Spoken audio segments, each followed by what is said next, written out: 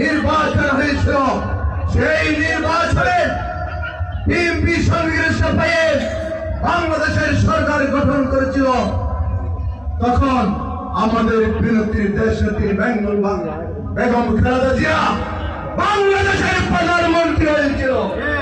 উনি প্রধানমন্ত্রী হওয়ার পরে বাংলাদেশের সুষ্ঠু পরিবেশ, উন্নয়নের জোয়ার, শিক্ষার জোয়ার, রাস্তাঘাটের অবদান সবকিছু আমাদের নেত্রী বেগম খালেদা জিয়ার অধীনে হয়েছে।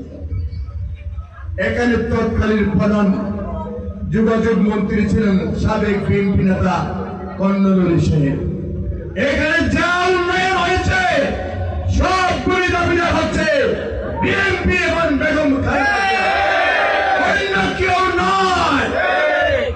সেই জন্য বিএনপির বিরুদ্ধে অনেক ষড়যন্ত্র হয়েছে। আমরা এই দীর্ঘ 17 বছর দুঃশাসনের বিরুদ্ধে আমার প্রিয় নেত্রী দেশনেত্রী বেগম খালেদা জিয়া, আমাদের প্রিয় নেতা সুদূর লন্ডন থেকে এই দুঃশাসনের বিরুদ্ধে আন্দোলনের নেতৃত্ব দিয়েছিলেন।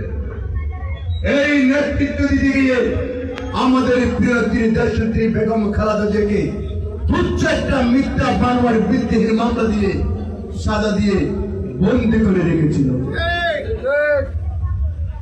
কিন্তু তবুও আমার নেত্রীরা পুশ করে নাই। সর্বশেষ হচ্ছে জুলাই বিপ্লবের আন্দোলনের মাধ্যমে হাসিনার পতন হয়েছে।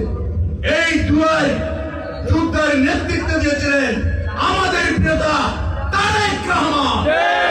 তারেক রহমান যদি জুলাই যুদ্ধতে নেতৃত্ব না দিত, বিএনপি সহ জাতীয়তাবাদী ছাত্রদের নেতৃবৃন্দরা যদি রাজপথে অবস্থান না করত, হাসিনা পালিয়ে যেত না।